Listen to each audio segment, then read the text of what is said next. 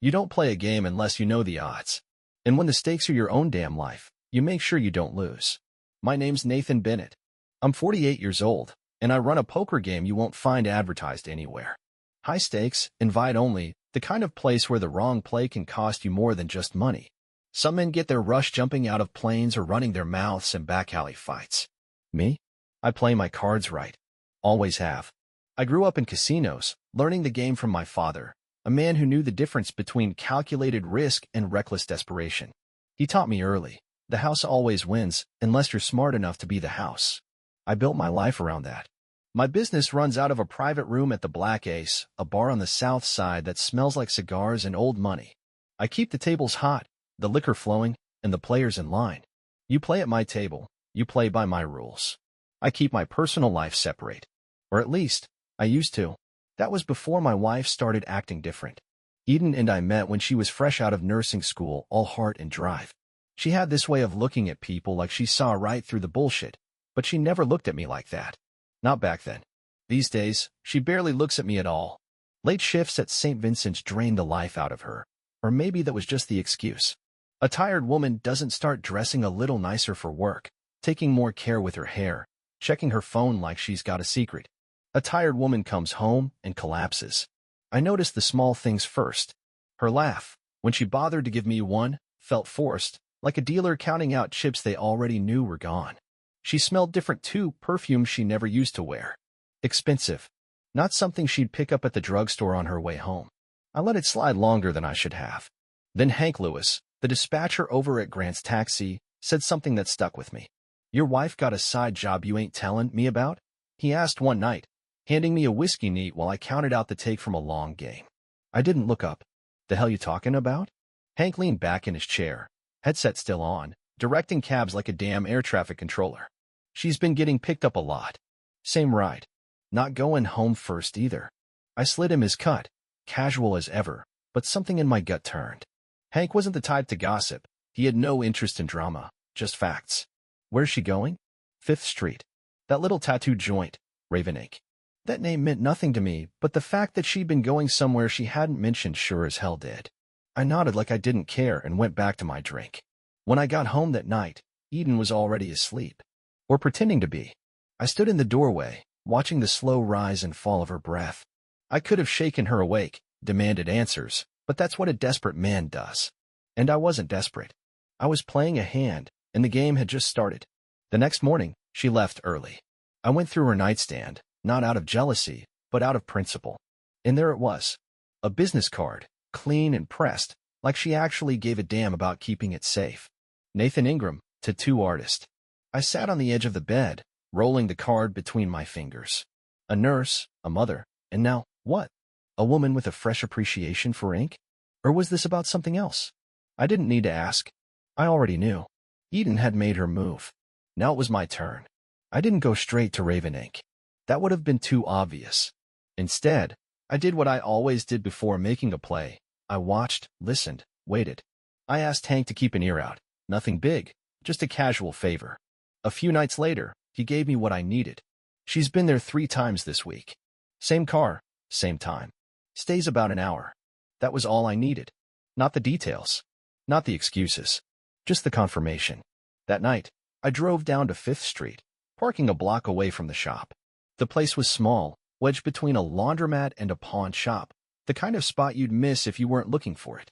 A red neon sign buzzed in the window, casting a dull glow onto the sidewalk. The inside was dimly lit, chairs lined against the walls, the faint hum of a tattoo gun cutting through the quiet. I pushed the door open, and a bell jingled overhead. A girl at the counter looked up, barely interested. "Walk-in or appointment?" "Neither," I said, eyes already scanning the room. He was in the back, had bent over a client's arm, needle steady in his grip. Slender guy, dark hair, ink creeping up his arms and neck. His face was calm, focused, like he lived in his own head more than the real world. The girl at the counter cleared her throat. "You need something?" I leaned against the counter, watching him work. "That Nathan Ingram?" She hesitated, glanced his way. "Yeah." I nodded, like I'd just gotten an answer I already knew. "I'll wait." A few minutes later, the guy finished up, wiped his hands, and stretched. He looked up, finally noticing me. "You need something, man?" I stepped forward, took my time. Heard your name before. Thought I'd come see the talent. He gave me a once-over, his eyes landing on my suit, my watch, the way I carried myself. He wasn't stupid. He could tell I wasn't here for a tattoo. Appreciate that, he said slowly. You looking for something specific? I smiled. Yeah, I am. I pulled the business card from my pocket, flicked it onto the counter. You ever hear the saying, don't play a hand you can't afford to lose? He frowned, glanced at the card, then back at me. His face was careful, unreadable, but I saw the shift, the recognition, the sudden tension in his shoulders. I don't know what you're talking about, he said. I nodded, like I understood. Sure you do. He exhaled through his nose, setting down his gloves. Listen, man. No, you listen. My voice stayed even, low. You think you found some tragic little connection with her? You think she's yours now? Let me tell you how this ends. Not good for you. His jaw tightened. She's not. Don't care. I cut him off. What I care about is the stops. Now. His hands curled into fists, like he thought about taking some kind of stand. I almost wanted him to. It would have been easier. Instead, he swallowed hard and nodded. I gave him one last look, then turned and walked out. Back home, Eden was in the kitchen, stirring a pot on the stove. She barely glanced up when I walked in. You're late. I set my keys on the counter, watching her, waiting to see if she'd say something, if she'd confess, if she'd do anything at all. Nothing. Just business as usual. I leaned against the counter, arms crossed. You been getting any new tattoos? The spoon paused mid-stir. It was small, but I caught it. She covered quick, kept stirring. No. Why? I smiled, slow and knowing. Just curious. She didn't ask why I'd ask. Didn't push. Just kept her head down, pretending nothing was wrong. That was fine. I could pretend, too. For now. The next few days, I let things play out. I didn't bring it up again, didn't change my routine. I went to the Black Ace, ran my tables, counted my money, and played my hand close to the vest. If Eden thought she was off the hook, fine. Let her think that. I wanted to see how long she'd keep the lie going, how deep she was willing to dig herself in. The answer came sooner than I expected. One afternoon, I was having coffee at the Black Ace before opening up the back room when Hugo Carter walked in like he owned the place. Always in a suit, hair slicked back, I scanning the room like a man looking for an opportunity to exploit. He worked at the hospital with Eden, some mid-level administrator who thought he was more important than he was. The kind of guy who saw people as chess pieces. He spotted me and grinned like we were old friends. Nathan, he said, sliding into the seat across from me without being invited. Been meaning to run into you. I took a sip of my coffee and set the cup down slow. You ran into me just fine. What do you need? He smirked, tapping his fingers on the table. Not so much what I need. More about what you might want to know. I didn't say anything. Just waited. He leaned in. Your wife's got herself in a bit of a situation. I gave him nothing. Just picked up my cup again. That's so? He chuckled, shaking his head. You already know. Of course, you do. Man like you? You don't miss much. But here's where it gets interesting. He reached into his pocket, pulled out a small folded envelope, and slid it across the table. Turns out, some people at the hospital are starting to notice. And, let's just say, I've got a few ways I could make this disappear. Or not. I didn't pick up the envelope. You looking for a favor, Carter? He smirked, sitting back. Just looking out for a colleague. We're both men who understand leverage, Nathan. And right now, I've got some. I finally picked up the envelope and opened it. Inside were a few grainy photos, Eden and Nathan, outside the tattoo shop, in a car, heads close. Nothing that would get them thrown in jail, but enough to ruin reputations. Enough for hospital gossip to turn into something bigger. I set the envelope down and met Carter's eyes. So, let's hear it. He shrugged. Nothing big. Just a little cooperation. I'm looking at a promotion, but there's a bit of a roadblock. A doctor who's getting in my way. You have people. You hear things. I just need a little information, the right kind of whispers in the right ears. I exhaled slowly, like I was considering it. Like I didn't already know exactly how this was going to end. And if I say no? He smiled, lazy and confident. Then I suppose people start asking questions. Maybe Eden has to find a new job. Maybe she gets a little less custody in the divorce I assume you're already planning. He spread his hands. It's all just business, Nathan. I nodded, tossing back the last of my coffee before standing up. Yeah, it is. I left the envelope on the table, untouched. I didn't need proof. I didn't need threats. What I needed was for Carter to think he had me cornered. I walked out without another word. That night, I set the first move into motion. I made a few calls. Nothing big. Just the right nudge to the right people at the hospital, some old gambling debts, a questionable deal or two Carter had his hands in. By the time I was done, his name was in the wind, and not in a good way. The best part? He wouldn't even see it coming. Back at home, Eden was in the living room, sitting on the couch with her feet tucked under her, scrolling through her phone. She looked up when I walked in, forcing a small smile. Hey, long night? I shrugged, setting my keys down. Same as always. She hesitated, then said, You've been quiet lately. I met her eyes, expression blank. Yeah. She bit her lip, looking back down at her phone. Yeah. I watched her for a second, then walked to the fridge, grabbed a beer, and popped the cap off with the counter edge. Just been thinking. She looked up again, cautious. About what? I took a slow pull from the bottle.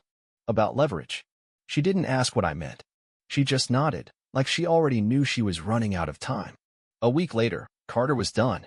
The hospital board had been sniffing around his business, and when a few old financial discrepancies surfaced, he was cornered with no outs.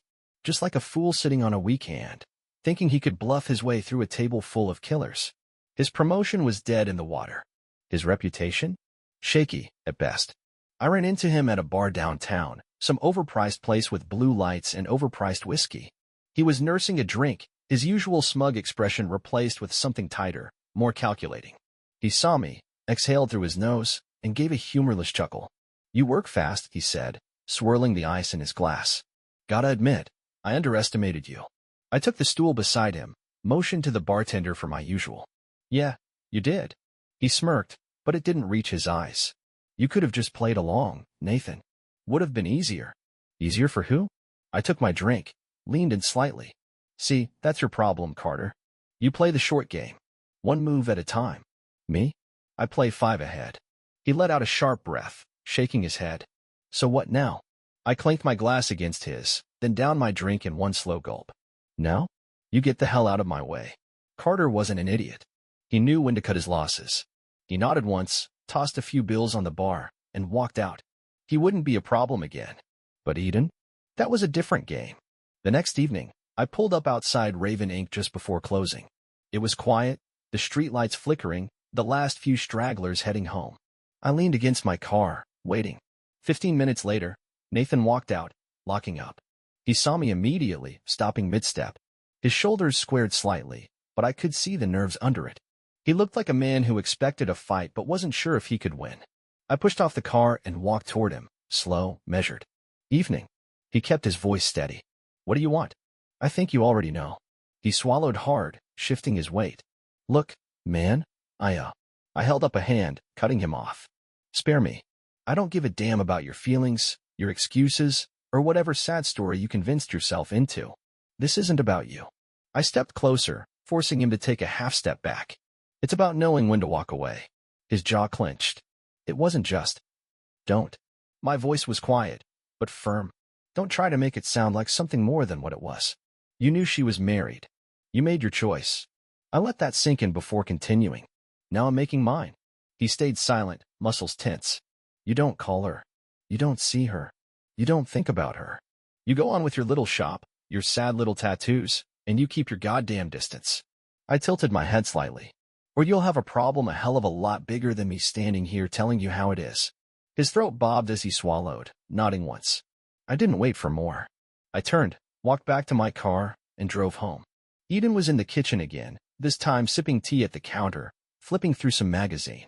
She glanced up when I walked in, offering that same forced smile. Hey. I didn't answer.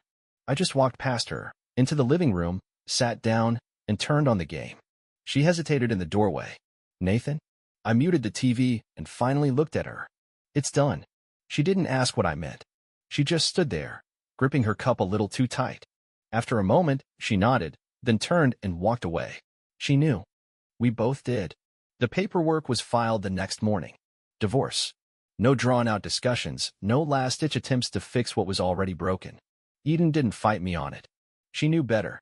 I'd built my life on reading people, knowing what they'd do before they even thought about doing it. She was already preparing herself for the fallout, calculating what she could salvage. I wasn't interested in punishing her. not beyond what she'd already done to herself. I didn't scream, didn't curse her name, didn't throw things. That wasn't my style. I let the system work the way it was designed. And because I had the leverage, because I had the money, the connections, and the foresight, the system worked for me. I sat down with my lawyer, a no-nonsense woman named Karen Harris who'd been handling contracts for my poker business for years. She glanced over the paperwork, tapping her pen against the desk. "You want full custody of Lily?" I nodded. "And Sophia stays with me. No discussion." She studied me for a second. "Eden's not going to put up a fight?" "She can't afford to," I said simply. "The affair's out, her job's shaky, and the last thing she needs is a messy custody battle in the middle of all that."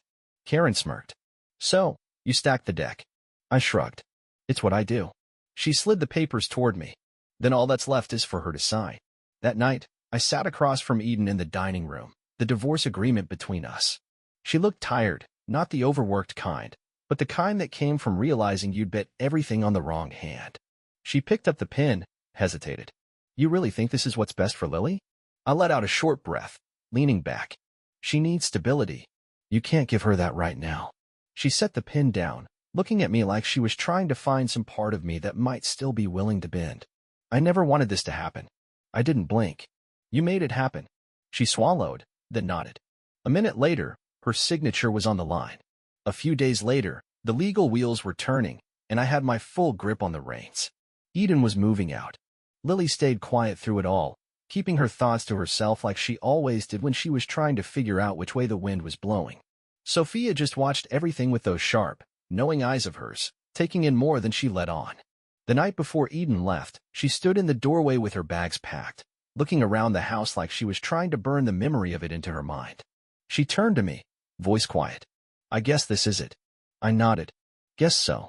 She lingered for a second like she wanted to say something more. Maybe an apology. Maybe just words to fill the silence. In the end, she said nothing. Just walked out the door. The house was quiet after that. Too quiet. So I did what I always did. I went back to work. The Black Ace was full that night, the tables packed, the air thick with smoke and ambition. The usual players were there, plus a few new faces looking to prove themselves.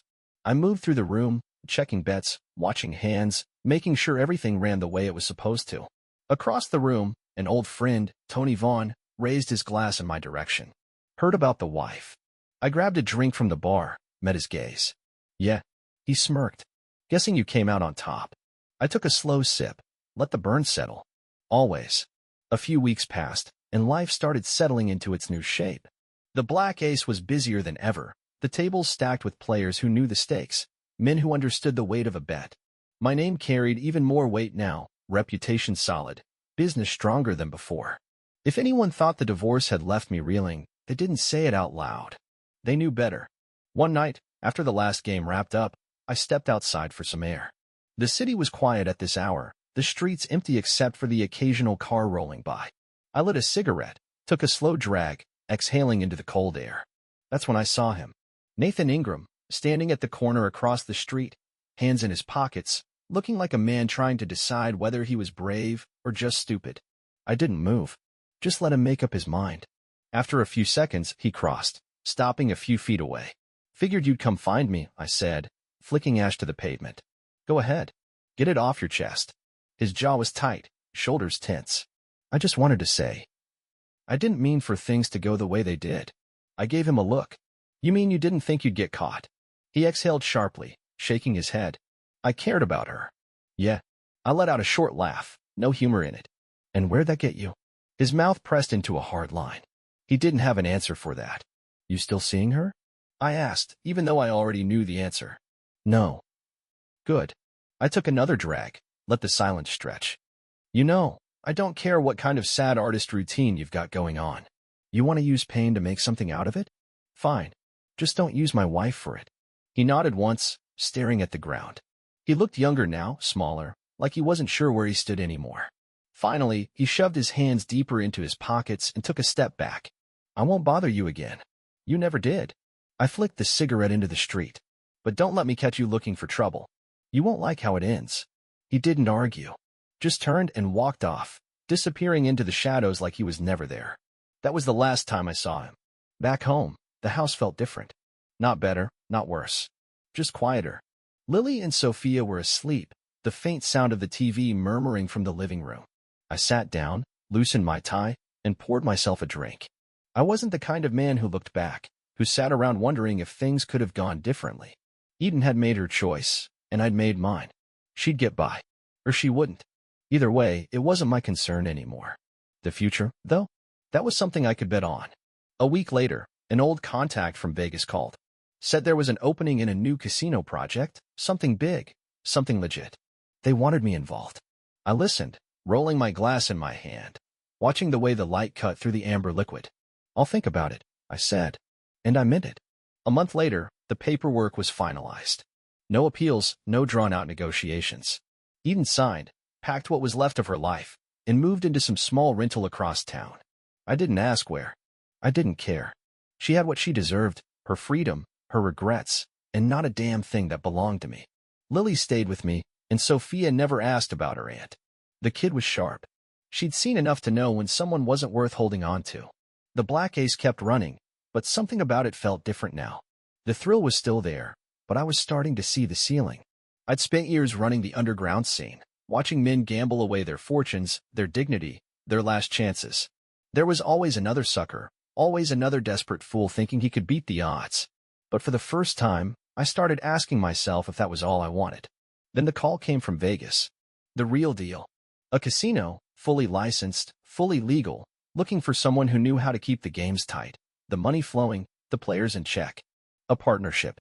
A seat at the table with the real sharks. I didn't say yes right away. I let it sit, rolled the idea around in my head like a chip between my fingers. Lily was still finishing up her last year of high school. Sophia had finally settled into something close to normal, and I wasn't about to uproot them on a whim. But I could feel it. The itch. The next move. One night, after locking up, I sat at my usual table, a glass of bourbon in front of me, running through the numbers. Tony Vaughn walked in, slid into the chair across from me, and leaned back with a grin. Heard you got an offer. I smirked. You hear everything, don't you? That's why I'm still breathing. He picked up my glass, took a sip like it was his own. So, you taking it? I shrugged. Maybe.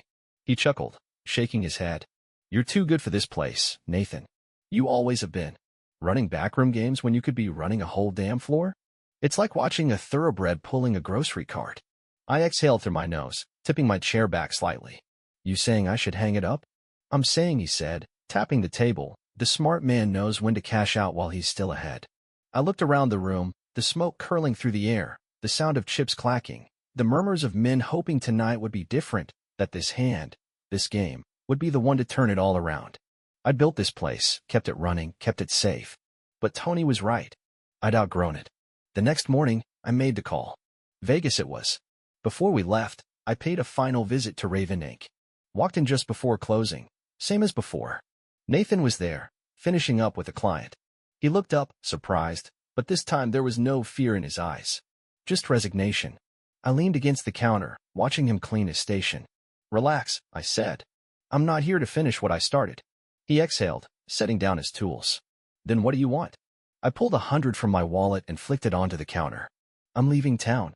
Figure I might as well get something out of this mess. He frowned, glancing between the bill and me. You want a tattoo? I smirked. Why not? He nodded slowly, pulling out a fresh pair of gloves. What do you want? I thought about it for a second, then smirked. Ace of spades. He worked in silence, the needle buzzing, the ink sinking into my skin. It was a reminder, not of loss, but of the hand I played. The hand I won. 2 weeks later, I was in Vegas. A new city, a new game. The stakes were higher, but that was just the way I liked it. One night, after a long shift at the casino, I found myself at a high roller table, watching a young guy throw money around like it meant nothing. He was cocky, overconfident, betting on gut feelings instead of the numbers. I leaned in, voice low, just loud enough for him to hear. You ever hear the saying, don't play a hand you can't afford to lose? The kid looked at me, confused, then back at his cards. I leaned back, sipping my drink, and smirked. He was about to learn.